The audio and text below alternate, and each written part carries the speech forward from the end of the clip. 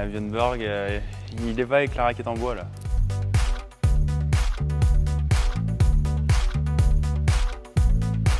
Ça va mec? Ça va. Petite tenue Merci. pour toi Max. Merci beaucoup. Pas de rien. Allez, hein, c'est parti. Bon test. C'est parti, on y va. Merci. Romain Bertrand, je viens de Seine-et-Marne. Je fais des études de kiné. Je continue à essayer de m'entraîner 3 fois par semaine et faire une 50aine de matchs par saison. T'es à combien là? Je viens de passer un 6 il y a 2 mois. Surtout le niveau de jeu qui m'intéresse après le classement, ça viendra avec. Où est-ce que tu en es avec ton service? Est-ce que c'est un point fort? Est-ce que c'est un point faible? Alors moi, mon service, il est pas mauvais, mais c'est pas non plus mon point fort. Et je sais que j'ai un problème au niveau du lancer de balle, Ok, qui est à mon avis trop devant. d'accord. Et ce Ok. qui fait que je me retrouve à avoir des soucis de hauteur. C'est un point qu'on va pouvoir analyser avec les caméras. Tu as une idée de la vitesse à laquelle tu sers? Parce qu'on va utiliser le radar À aussi. mon donc, avis, c'est quelque chose comme 180, mais je ne cherche pas non plus très très fort. Ok. Il fait 1m84 le garçon, 78,2. Sur la balle, on vient juste positionner des petits scotch réfléchissants qui vont refléter la lumière infrarouge qui est balancée par les caméras. Nous, ensuite, on va repérer la position de ces points dans l'espace et donc repérer la trajectoire de la balle. On va te laisser un temps d'échauffement. T'as pas un petit élastique là? Mais non, je ne l'ai pas apporté. D'habitude, je m'échauffe toujours Voilà. avec ça, moi. Et ben voilà.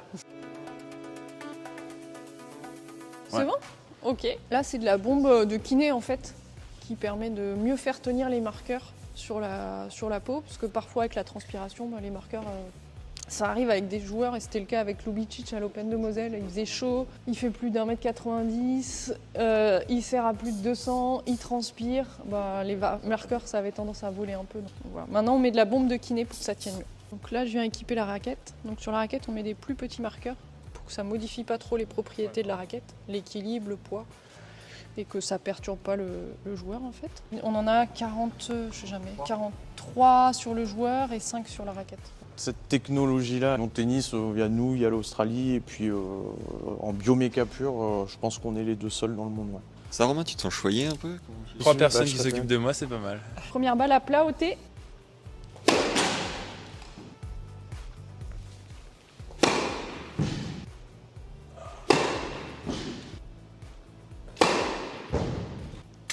Ok. Ouais, elle est belle celle-là. Alors un petit instant. Ok. T'étais à 179 tout à l'heure. À Björnborg, il est pas avec la raquette en bois là. Au début, j'ai assuré parce qu'apparemment, il y avait un record à battre et j'ai pas voulu le battre. En termes d'échec, hein, pas de vitesse. Ok. Allez Romain, ace sur balle de match. Ah! Allez, va la chercher un peu plus haut. Voilà, parfait ça. On passe sur la dernière série. Ouais, c'est un peu du slift. Essaye de la faire gicler un peu plus, qu'elle reparte vers l'extérieur, même si la surface ici, elle est pas très... Lance un petit peu plus à gauche. Allez. Ouais, attention au lancer. Ouais, c'était mieux. Allez, encore une. Il reste une balle, donc t'as pas le choix, faut la mettre dedans. Mais pas de pression, hein. Voilà, parfait. Ok. Quel homme. En première balle, au plus rapide, il a fait un essai réussi à 179. En seconde, la plus rapide, 135. C'est quoi la moyenne ATP WTA en second service? En slice, les gars vont plutôt être autour de 150, 160. En lift, entre 130 et 140. Les filles, sur des très bonnes joueuses, ont entre 160 et 180 en première balle. En slice, on va être autour de 140, 150. Et en lift, souvent, on est plutôt à 120. On va se mettre sur les plateformes. J'imagine que tu es en fond de cours là, il n'y a pas le filet, tu serres dans la bâche. Ok. Quel est l'intérêt là d'envoyer des souches dans le placard? Alors, les souches dans la bâche, l'intérêt, c'est pas la bâche, c'est pas les souches qui nous intéressent, c'est vraiment ce qui se passe au niveau des appuis. Ces plaques, elles enregistrent les forces de réaction du sol au moment du service. Donc, on va voir comment il oriente sa poussée vers le haut et aussi vers l'avant. Donc, déjà, le premier débrief qu'on va faire, c'est ta vitesse de balle. Donc, en moyenne, sur tes premières balles à plat dans la zone du T, tu étais à 169,2 km/h. C'est déjà un premier indicateur qui montre que tu as une vitesse de balle qui est quand même de qualité par rapport à ton classement, qui est un 6. Et ce qui est intéressant quand même de regarder, c'est la vitesse de balle par rapport à ta taille. Sur tous les joueurs du top 100 ATP, sur l'année dernière, tu as 100 points en fait, et là c'est leur vitesse de balle sur leurs 10 services les plus rapides, si je dis pas de bêtises, en Grand Chelem. Ton point à toi, il serait à peu près ici. Les joueurs du top 100, par rapport à leur taille, tu vois, eux, ils vont plutôt être exactement, ils vont être ici. Ça veut dire que, bah voilà, ça c'est la marge de progression si on te compare à des joueurs du top 100. Maintenant, si je te compare à d'autres joueurs du même classement que toi, je m'entraîne pas autant qu'eux. Non, mais voilà. Faut comparer évidemment ce qui est comparable, mais là l'idée c'est de te comparer avec ce qu'il y a de mieux. Tu as un déficit autour de 20 km/h de vitesse de balle. En première slicée, tu étais à 154, pas mal du tout. Et en seconde lift, à 129. Voilà, les joueurs pro, ils vont plutôt être autour de 140. Ensuite, l'autre indicateur qu'on regarde, c'est le pourcentage de réussite. Au départ, tu étais plutôt pas mal. Tu as réussi tes 2 premiers services, puis le 6e, puis le 9e. Donc là, tu étais quasiment à 50% de réussite. Pour le dernier.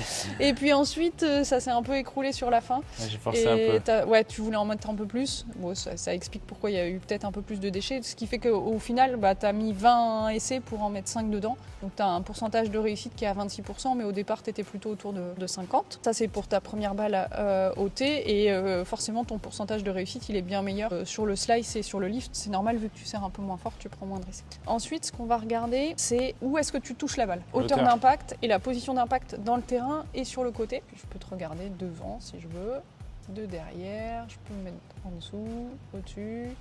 Voilà, c'est vraiment l'intérêt de la 3D par rapport à une vidéo que tu prendras avec ton smartphone. L'autre intérêt, c'est de pouvoir décomposer image par image avec nos 300 Hz. Et là, je vais venir me mettre sur la position d'impact. Ici, là, voilà. Et ça, c'est la balle. Donc là, on a les 4 marqueurs de ta raquette. Tu la touches à 2,67 m. Donc ce qu'on fait, c'est qu'on divise par ta taille. Et on a dit tout à l'heure, on t'a mesuré, tu mesures un 84. Tu touches la balle à 1 fois 45 ta taille. Bah, t'es dans le rouge. Voilà. Un critère de performance qu'on voit chez énormément de joueurs à très haut niveau, c'est de te frapper la balle au moins 1,5 fois leur taille. Et toi, t'es en dessous.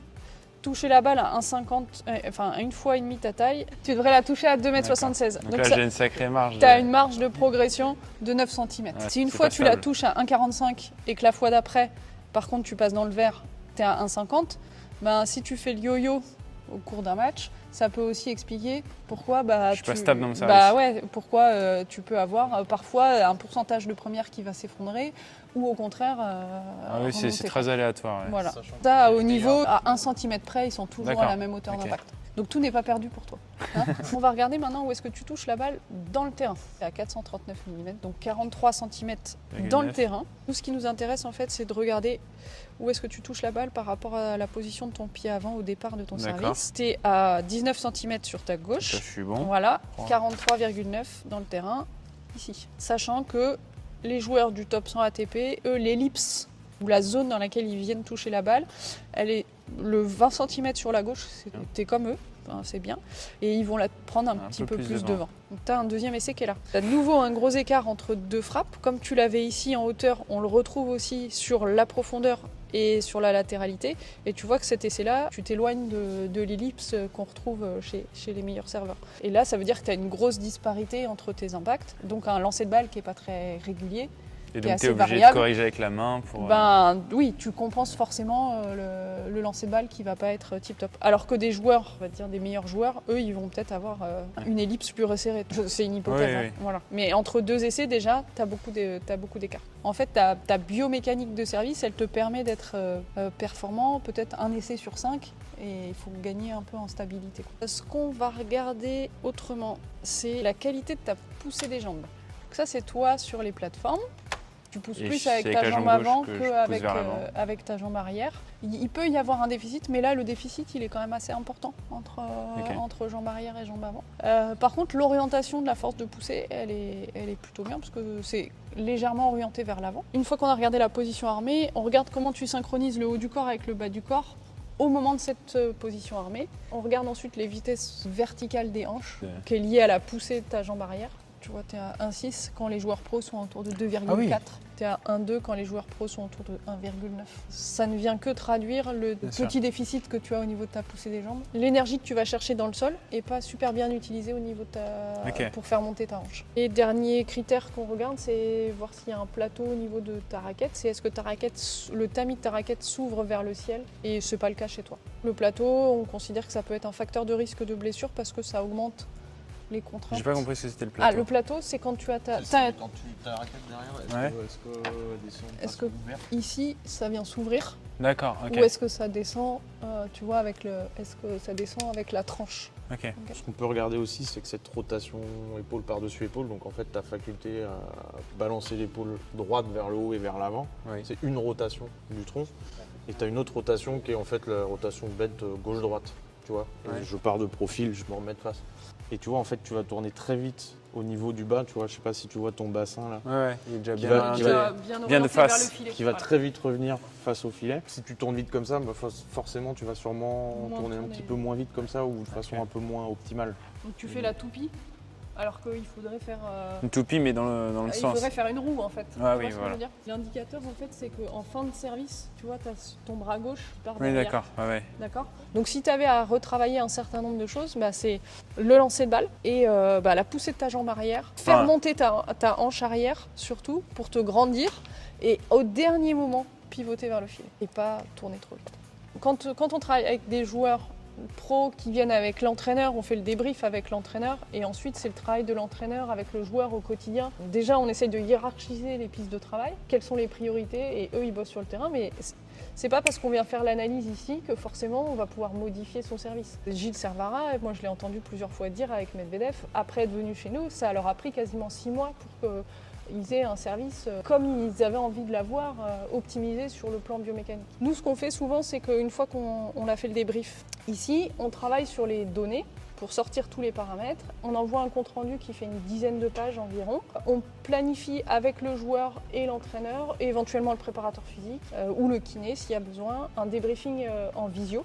Et éventuellement, nous on peut proposer aussi un certain nombre d'exercices pour travailler tel élément biomécanique qui ne serait pas maîtrisé. Donc on peut être une aide aussi à l'entraîneur s'il y a besoin sur des exercices particuliers pour améliorer tel paramètre ou tel paramètre. Où est-ce qu'on vous retrouve sur les réseaux? Sur le compte Twitter et puis Insta M2S Lab Tennis. On Des a choses. besoin de vous sur les réseaux. En Voilà. moyenne, vous recevez combien de joueuses et joueurs par an? On en a fait passer une cinquantaine. Entre sur- 30 et ouais, 50 à l'année. Ouais. l'année Et là, dernière. dernièrement, tu as regardé Félix, tu t'es dit, ok, il a bien mis en application. Ouais, c'était pas mal, on était contents.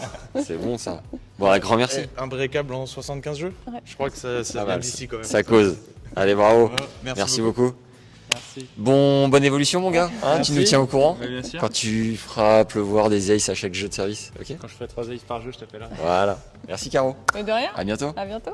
Ne pars pas, jeune légende, et récupère gratuitement dans le premier lien en description les 4 secrets de biomécanicienne de Caro Martin pour améliorer ta technique et ta qualité de frappe au service, pour gagner en précision, en régularité et en puissance, et enfin limiter tes risques de blessure.